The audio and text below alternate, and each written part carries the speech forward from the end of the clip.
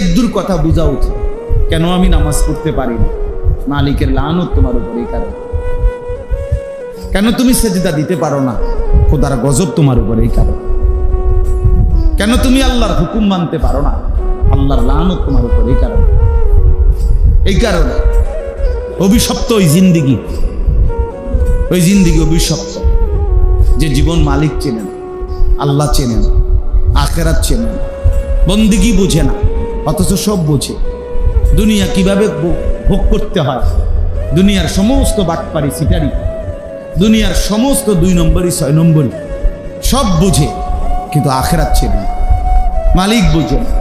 সব পড়তে পারে কিন্তু কোরআন পড়তে পারে, সব কথা বলতে পারে কিন্তু আল্লাহর নাম নিতে পারে, এর চাইতে ভারী কাজও করতে পারে কিন্তু নামাজের সেজদা দিতে পারে না। রাত্রি জায়গা কত কষ্টের কাজ করে কিন্তু ফজরের নামাজের জন্য জাগতে পারে। কেন পারে না? কেন জবানে কোরআন পড়তে পারে না? খোদার লানত হতে পারে। ওই জিন্দিগি অভিশপ্ত জিন্দিগি। ভাত মাছ তো আল্লাহ খাওয়ায়, তো আল্লাহ বলে ঠিক আছে, খাইতে থাকো, কোনো অসুবিধা নাই, এগুলো কোনো বিষয় নেই। এই ভাত তরকারি আমি আল্লাহর কাছে কিচ্ছু না। দেখো না, এগুলা শেষ পর্যন্ত পায়খানা বানায় ফেলি। এত দামি দামি খাবার, এত গোশত মাছ, এত উৎকৃষ্ট খাবার, আমি আল্লাহ তাআলা শেষ পর্যন্ত পায়খানা বানায় ফেলি। এগুলো যদি কোনো মূল্য থাকতো, পায়খানা হলো কেন? এগুলোর নতিজা কি? দুর্গন্ধ। এগুলোর নতিজা ফলাফল কি? বাথরুম। এছাড়া আর কি? এই জন্য দোস্ত, এটা বাবা, এটা বোঝা উচিত। আল্লাহ তাআলা যাকে পছন্দ করে, আল্লাহ যার কল্যাণ চায়, তাকে আল্লাহ তাআলা ইউফাক্কিহু ফিদ্দীন, মান ইউরিদিল্লাহু বিহি খায়রান ইউফাক্কিহু ফিদ্দীন। নবী সাল্লাল্লাহু আলাইহি ওয়াসাল্লাম বলেন, আল্লাহ তাআলা যার কল্যাণ চান, তাকে আল্লাহ তাআলা দ্বীনের সর্বোচ্চ বুঝ দান করেন। দ্বীনের বুঝ, আখিরাতের বুঝ, আখিরাতের বুঝ। এই জন্য আমার শায়েখ আল্লামা মুফতি মুশতাকুর নবী কাসেমি হুজুর সব সময় বলে যে আল্লাহর কাছে নিজের বিবি বাচ্চার জন্য দ্বীন চান, দ্বীন। আল্লাহ আমার সন্তানকে দ্বীন দান করেন, আমার ছেলেটাকে দ্বীন দান করেন, মেয়েটাকে দ্বীন দেন, একটা ভালো জামাই দিয়েন, বিদেশের একটা ভিসা দিয়েন, একটা বাড়ি করবার তৌফিক দিয়েন। আল্লাহ আমি বেঁচে থাকতে থাকতে এই জমিখান কিনবার তৌফিক দিয়েন। আরে ভাইয়া, এটা তেমন কোনো দোয়া না, এগুলো কোনো বিষয়ই না, এগুলো দোয়া চাওয়ার কোনো বস্তুই না। দুনিয়া এমনিই মিলে যায়, দুনিয়া এত চাইতে হয় না, এমনিই মিলে যায়। যাকে যেটা দেওয়ার বরাদ্দ, এটা আল্লাহ পৌঁছাবে, এটা আসবেই। আর যেটা পাবে না, এইটা হয় না, যেটা নাই তো হবে না। আল্লাহুম্মা লা মানিআ লিমা আ'তাইতা ওয়া লা মু'তিয়া লিমা মানা'তা। নবীজি দোয়া করতেন, আল্লাহ আপনি দিলে বাধা দিবে কে? আপনি না দিলে দেবে কে? কি বলেন? আল্লাহ দিলে বাধা দিবে কে? বলেন, কথা বলেন। আল্লাহ দিলে বাধা দিবে কে? আল্লাহ না দিলে দেবে কে? তো ওয়া ইন ইয়ামসাসকাল্লাহু বিদুররিন ফালা কাশিফা লাহু ইল্লা হু। আল্লাহ বলেন, আল্লাহ যদি তোমাদের কারো ব্যাপারে কোনো মুসিবত, কোনো অকল্যাণ, কোনো বিপদের সিদ্ধান্ত নেন, পৌঁছান, তো ফালা কাশিফা লাহু ইল্লা হুয়া, ওই বিপদ আর মুসিবত থেকে উদ্ধারকারী আল্লাহ ছাড়া আর কেউ নেই। ওয়া ইন ইউরিদিকা বিখাইরিন ফালা রাদ্দা লিফাদলিহি।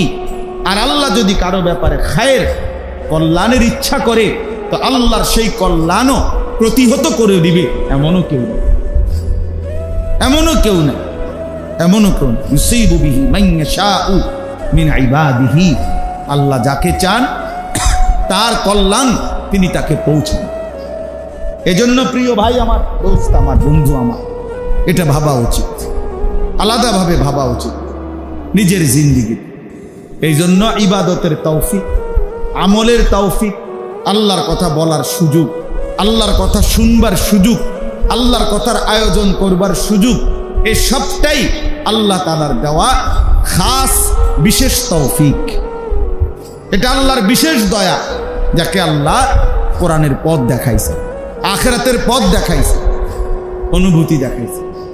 আমি এই মাত্র একটা ছেলে আমার সাথে আমার নিয়ে আসছে মোটরসাইকেল দিয়ে, ওই আমার মোটরসাইকেলে বসে একটা সুন্দর প্রশ্ন করছে। তো সে জিজ্ঞাসা করছে যে হুজুর, ছোটবেলার একটা বিষয় আমার জানতে চাইছে, তার ব্যক্তিগত, তো তার একটা অনুভূতি, ছোটবেলার একটা ভুল, এই ভুল করছে, এই ভুলের অনুভূতিটা জানতে চাইছে, এখন আমি কি করতে পারি। তা আমি তাকে বলছি, আমার কাছে একটা জিনিস ভালো লাগছে যে নিশ্চিত মালিক দয়া করছে, পছন্দ করছে, এজন্য নিজের ভুলের অনুভূতি নিজে বুঝতে পারে।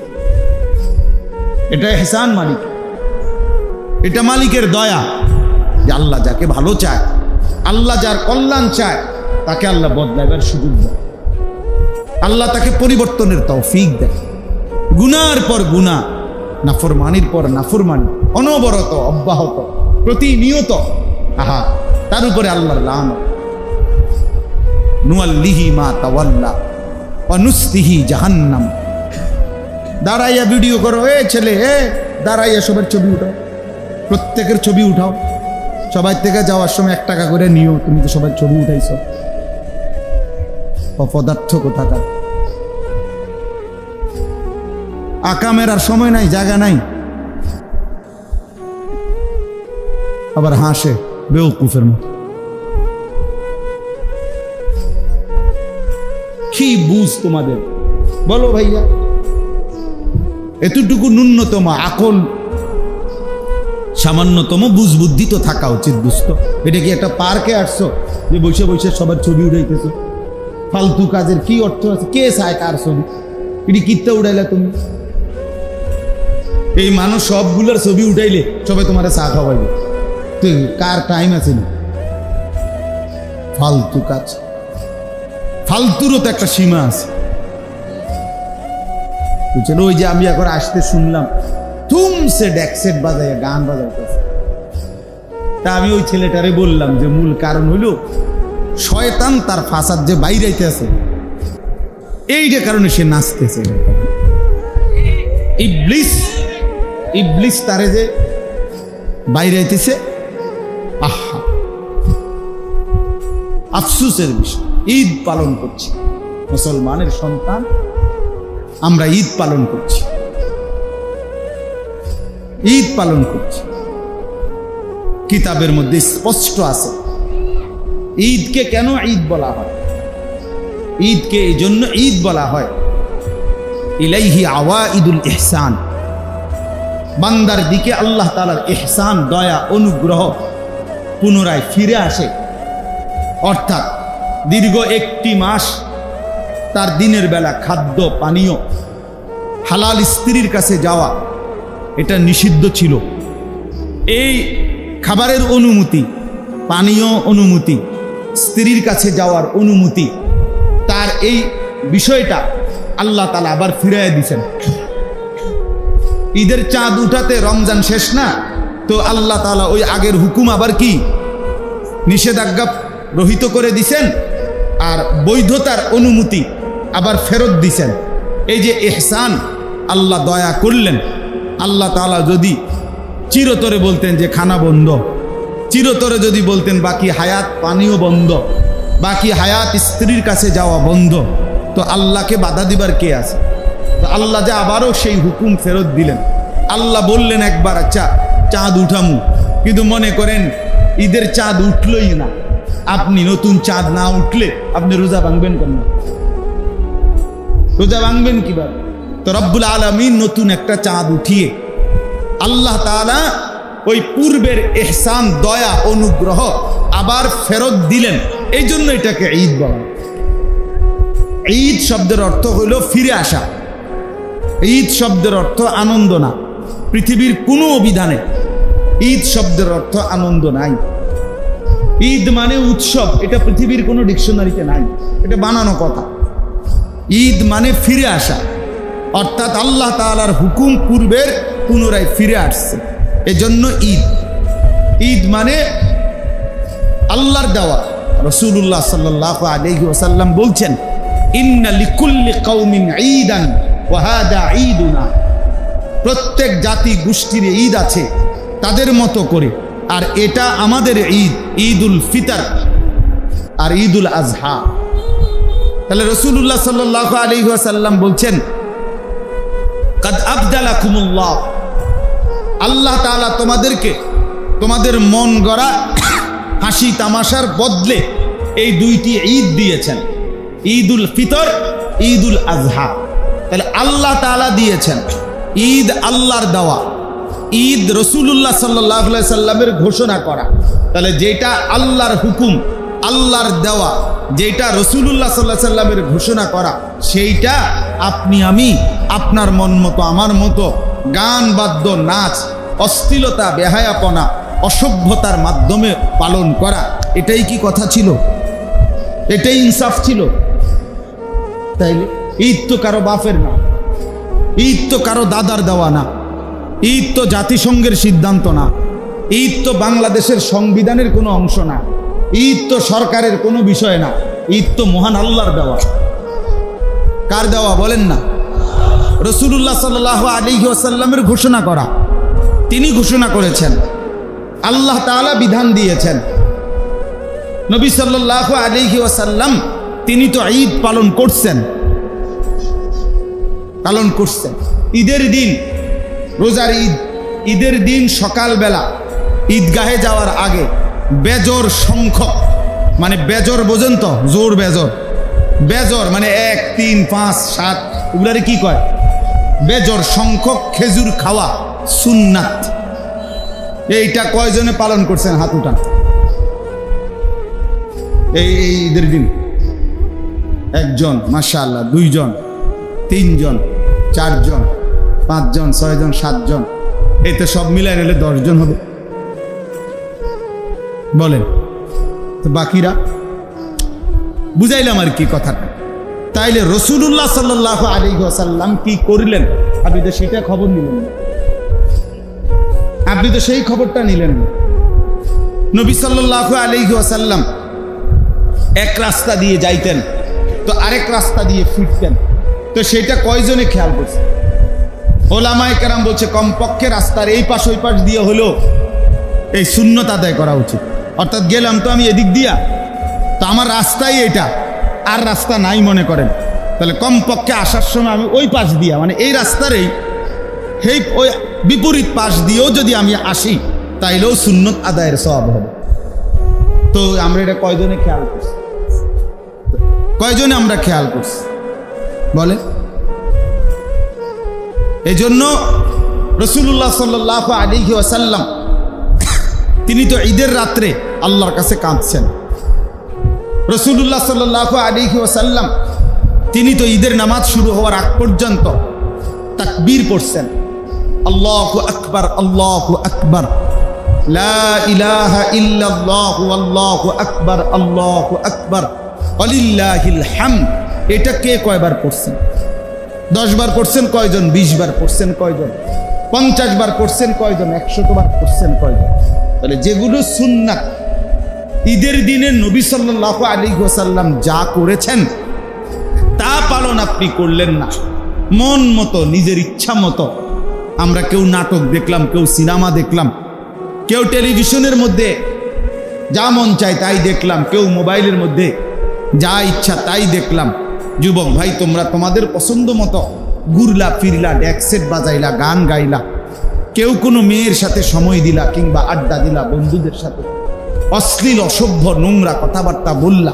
আহা ভাইয়া, এত বড় একটা রমজান, এত বড় শ্রেষ্ঠতম একটা মাস, একটা মাস পূর্ণাঙ্গ যাওয়ার পরে প্রথম দিন 1 মাস একটা মানুষ যদি ধারাবাহিক ঔষধ খাইল, ঔষধ মাত্র আইজগা ছাড়িল ওষুধটা, এইটার কি মেয়াদ, টেম্পার একটা দিনও থাকবে না? কথা বুঝেন নাই?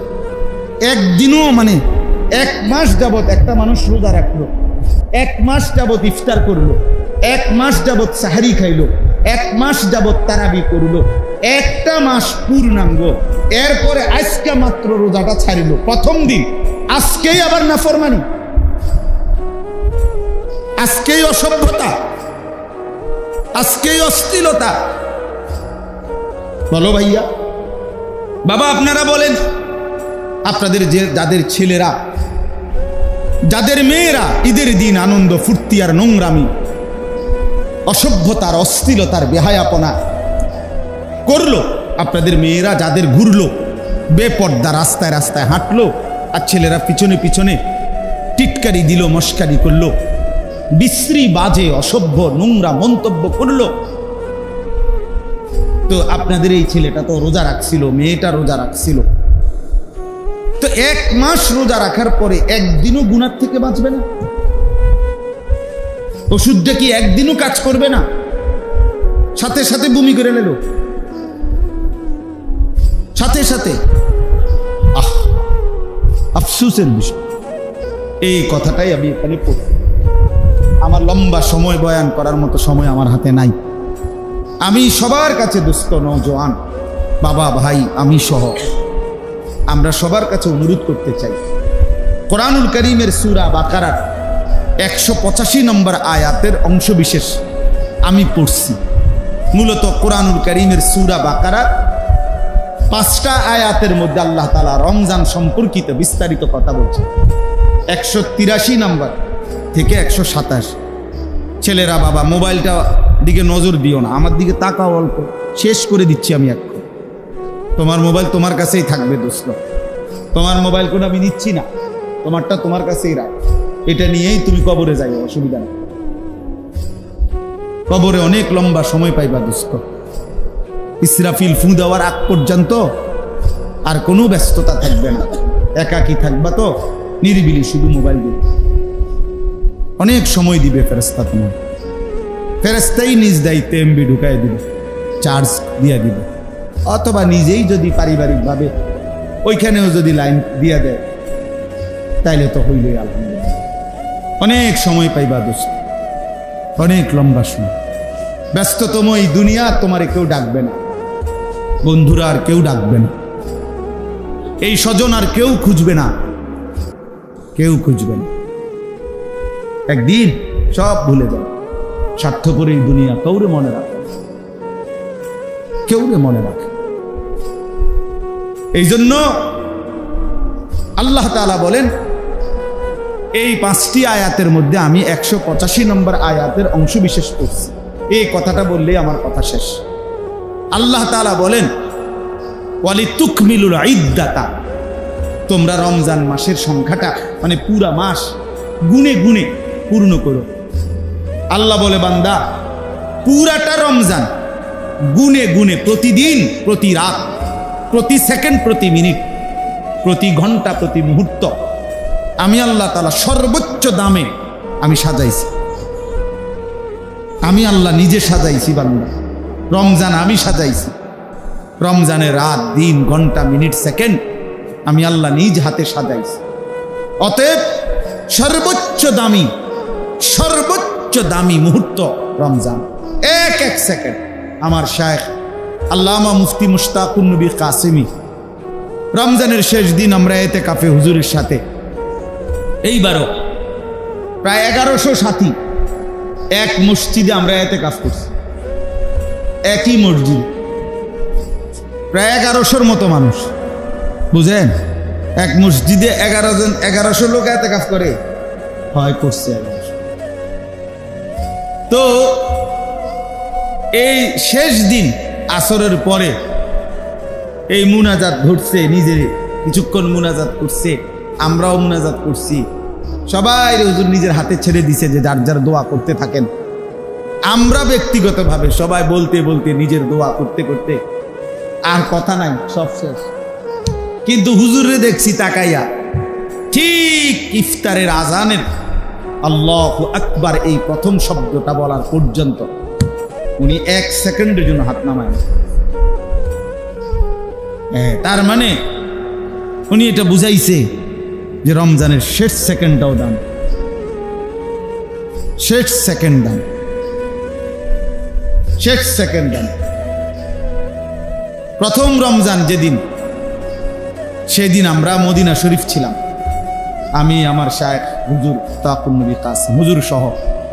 তো প্রথম রমজানের চাঁদ উঠছে যেদিন, সেদিন মাগরিবের নামাজে ইমাম সাহেব ইয়া আইয়ুহাল্লাযীনা আমানু কুতিবা আলাইকুমুস সিয়াম মদিনা মসজিদে নববীর আল্লাহ রসুলের রওজা পাকের সামনে যে মসজিদ, মসজিদে নববীতে ইমাম সাহেব এই তেলাওয়াত করছে।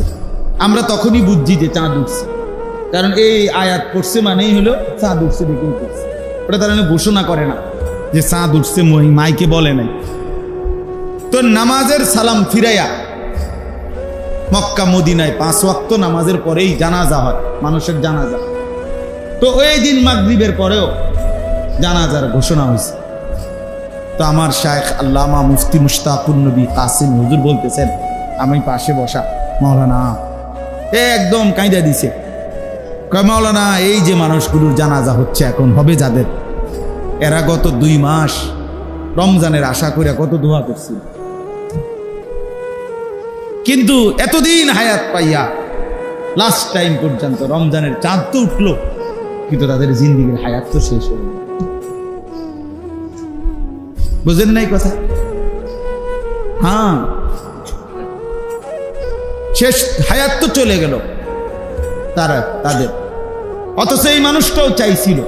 তাহলে এবার ভেবে দেখেন, এই ঈদের দিন, আরে রমজানের চাঁদ যেদিন উঠছে সেই সন্ধ্যা থেকে নিয়ে রমজান যেদিন শেষ হয়েছে ওই দিন আমাদের ওখানে গত বছর একজন লোক এতেকাফ করছিল আমাদের সাথে। এই বছর উনি অসুস্থ, এতেকাফে আসে নাই। মাদ্রাসার পাশেই বাড়ি, মসজিদের সাথে লাগোয়া বাড়ি, একেবারে মসজিদের লগে প্রথম বাড়ি উনার। বয়স্ক মানুষ, একেবারে অসল বুড়া না, মানে একটু বয়স্ক মানুষ। ঠিক যেদিন চাঁদ উঠছে, ঈদের চাঁদ শেষ দিন, ওই দিন আসরের নামাজের পরে এই চাচা ইন্তেকাল করছে। তো হুজুর বলছেন, দেখেন মাওলানা, শেষ হয়তো আর 1 ঘন্টা বেচারা পাইল না। রমজান তো সে পাইছে, কিন্তু হয়তো 1 ঘন্টা আর কি পায় না, পূর্ণ রমজান তো পেল না। তাইলে রমজানের প্রথম সেকেন্ড, ওই সময়ও কতজনের মৃত্যু হয়েছে। রমজানের শেষ সেকেন্ড, ওই সময়ও অনেকের মৃত্যু হয়েছে। আমার ভাই, আমার বন্ধু, আমাদেরকে আল্লাহ তাআলা, তোমাকে, আমাকে, আপনাদেরকে, আমাদেরকে আল্লাহ তাআলা পুরো একটা মাস হায়াত দিছে।